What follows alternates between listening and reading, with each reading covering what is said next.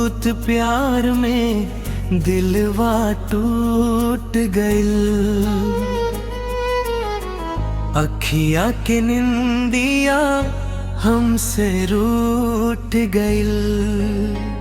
जवन सपना सजवती तोहरे नाम के, वही सपना आज हमसे छूट गलो।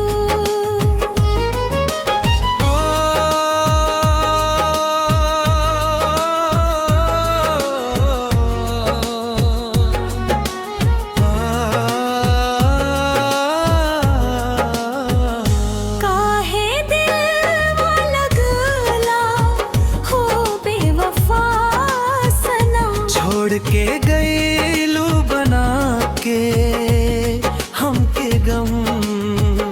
सात जन्म साथे रही वो कहलू,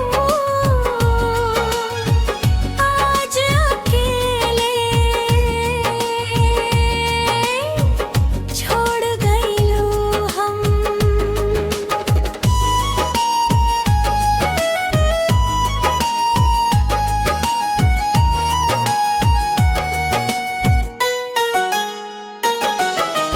रोज रोज तोहरे खातिर रोइले परानी, याद में तोहरे भींजेले रात रानी।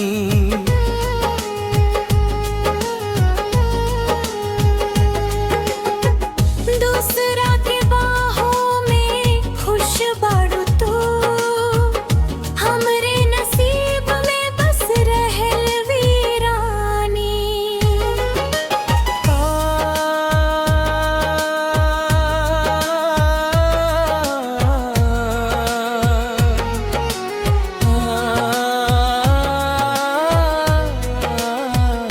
काहे दिलवा लगौला हो बेवफा सनम। छोड़ के गईलू बना के हमके गम। सातो जन्म साथे रहीबू कहलू,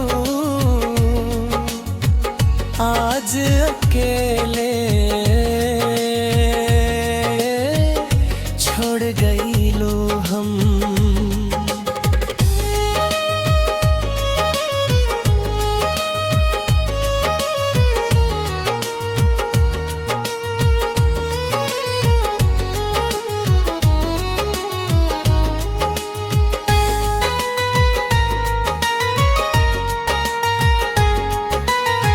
टूटल भरोसा अब जुड़ ना पाई, दिल के दर्दिया के हूँ समझ ना पाई। तोहरे बिना जिंदगी सुना लागे, रो रो के आँखियाँ अब थक जाई।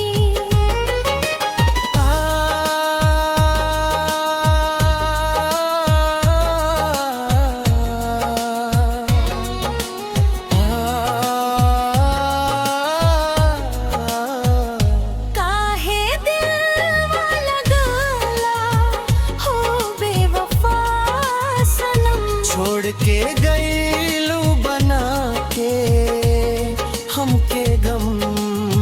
जियते जी मार गईलू ए जान, तोहरे याद में